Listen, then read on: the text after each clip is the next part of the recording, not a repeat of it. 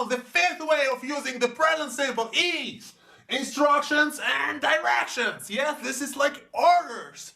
You order something to do that. You instruct somebody, you inform somebody to do that. Okay? So, some examples.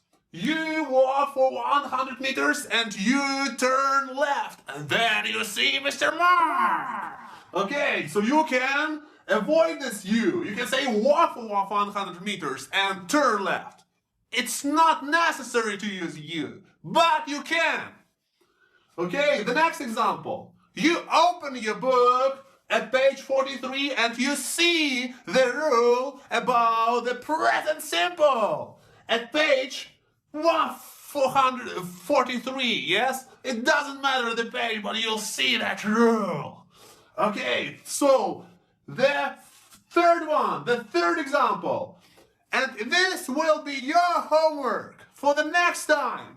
Okay, you write 5 sentences in the present simple in the comments below, and you use these 5 ways. So this will be your homework for the next time. I will check it.